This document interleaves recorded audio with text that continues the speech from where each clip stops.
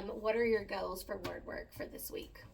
So this week I want to see them tapping their sounds. I want to hear them repeating it, spelling it, and writing it. Okay. So that's why this week I'm going to use whiteboards with the dry erase markers so that I can see that they are writing it correctly. They're hearing the sounds and putting it all together. Perfect. So with word work, we know we want an even balance of encoding and decoding. And so we want to be able to have that. So how will you know that your students are successful with that? The tapping the sounds, and then as I walk around, I can see if they are writing it correctly, if they are decoding it and writing the word, if they're having trouble with that. I can, as I walk around, I can see with them writing it. That helps me see it a little bit better than just getting the letter tiles, because sometimes I feel like they are more into finding the right letter tile, and then when they're writing it, they're really kind of working through it. So just the tapping and writing and the reading it. So when they read it, that would be the decoding for me, for them make sure that they can read the word. Okay, so you have the different techniques of them actually writing it with their whiteboards and them going through. So you're going to walk around and check that all students have it written correctly. Yes. Okay, what type of feedback will you give them in the moment? Usually thumbs up, a check. I will have a dry erase and I will do a check. Sometimes a smiley face, whatever. Okay. But a lot of times just a thumbs up, just a real quick something is what I usually do. And then for decoding, you said that you wanted them to be able to hear, for you to be able to hear them say the word correctly. Right. Okay, so will that just be like a choral release, everybody say it at once, or will you have individual students that you know need that additional practice? I will probably target a few of the individual ones just because I know that I need to hear them read those, but I will not make it obvious, so I may do a little bit of both. Just, hold it in your mouth and that release, and then a few other ones where I'm kind of a little bit more concerned about, then I will listen more carefully to that pod. Perfect. All right, so let's practice it. I think you've already got it written out for us, so good. Okay, so the word is toad. Say toad. Toad. Then they're going to tap toad. Okay.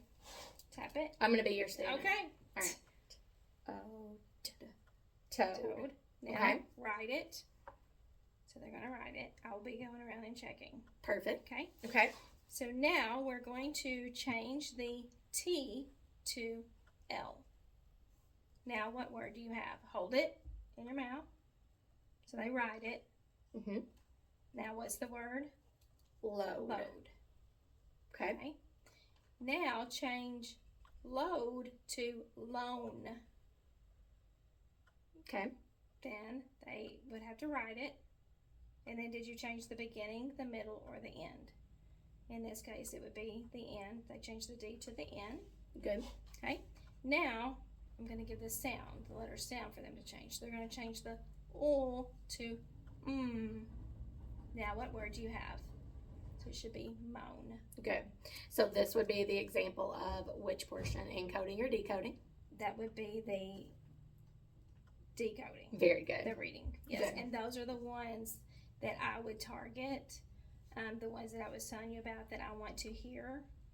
That's the one that I'll be leaning in to listening to them reading it. So if that's the case, when you go to prep this even further, I would go ahead and write their name next to that, because then you've been intentional about that. So think about your data from last week and what you've been collecting this week, and go ahead and write their name so that you don't have to do a spur of the moment check. Right. You automatically know who it's going to be. That's a good idea. Okay. All right. So now we've just said, what word do we have? Moan. Okay. Now you do. Now we're going to change, what letter do you need to change moan to moat? So hold T. it. Okay, release T. Okay, now my next question, when I was going through this, we're going to be switching from OA to OW. Should I pause here and have them clear the board? Should I just keep rolling with it? I'm afraid that this is going to mess them up with the OA and the OW. So what do you suggest? That's a great question. Okay, so let's think about our rules then for OA and OW. We know that it still makes the same O sound, But is there a place that OA typically falls in the word versus OW? Yes, OA is in the middle. OW is usually at the end of the word.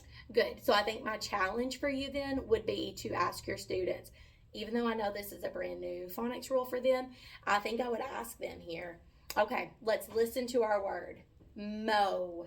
Even if you get your roller coaster out, and so we say, oh, where does the O sound fall in this word? Do you think your students would be able to build the word when they look at it that way? Possibly. Okay. Possibly. So then let's look at this. So if you said, the new word. we are just going to have, I want you to change the word moat to mow. You may have to do some quick direct instruction here on where does it fall. Now, what did we learn today? Where does the OA fall in a word with moat? Where does the OW fall? So what would we have to do? Okay. And that might be one where we model it up on the board and we show our students together. Right. MOW. Notice it falls at the end of the word. So typically when we do our word work of encoding and decoding and we have a completely new rule change, we go ahead and have them clear it. But I would almost want to push your students to see, because I have a feeling not all of them will get the OW and OA, but I bet some of yours would. And let's see if they can be the little teachers for the day. Okay. Sounds all right, good. So let's practice that. Okay. So we're going from moat to mow. So the OW. So I do not tell them it's OW. I would just say our new word is mow. So I want to know what you think about this, class. Let's put this on a roller coaster. Oh, mow. Where did we hear that O sound fall? At the end. At the end. I think we learned something yesterday about the MO place, or the OA placement and the OW placement. Where does OA typically fall? Okay, hopefully they'll stay in the middle. Right. If they don't, we're going to do a mid-course correction. Okay. Where does the OW typically fall? At the end. At the end. So let's roller coaster this one more time. Mow. Okay. Let's try to build it now. Okay. What two letters would we need if we need mow with O at the end? Okay, so they should need the M-O and the W. Okay. And then I would give them just a second to see if they could build it. And I would probably go to the board, or I would pull up my E-fly mat and I would put M and then ask the class, what two letters go at the end? O-W. So if you're word mapping it for them, which is what they are building on their desk, you can word map that on the board and show them. There's no sound that follows the O-W. It's the N sound. And so we know that now it's a change of pattern. Okay. Sounds good. So let's challenge them. Okay. But you always have the life preserver there, so you can always pull it back. Sounds good. Okay. Okay. So now we're going to go from mow to blow. Okay. So students work it. Students work it. What sound did you change? Beginning, middle, or end? Should be beginning. Good. Okay. Now we are going to change the B to F. Now what do you have? And it should be flow. Okay. And that is my last word. That's the last part for word work. All right. So I'm interested to see how this plays out, and I'll get back to you, or you can come in and see how do they deal with that. That might help springboard for next week if I need to make some adjustments again, or should I do something for the students that need a little extra help in that area. Absolutely. So when we think about this particular section, what could I do to help you here, or how could you gather data for this particular section when we transition from OA to OW?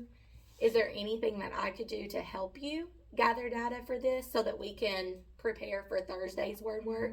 Because it'll be a similar. I would say just walk around and help me make sure that they are on the correct word. They are, doing what they're supposed to be doing, and they do hear it. Okay. So just that extra, hands-on, just making sure that they are where they need to be. Absolutely. I can do that for you.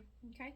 Yep. Sounds good. Thank you. All right. Anything else? Any other supports that you need or parts of the phonics plan that you want to look over or rehearse? I think that was it for today. It's going to be great. That's a tough one. That is it. The skills are getting harder, but your students are getting smarter. They are. I'm really excited for them. Thank you. You are so welcome. Thanks for your help.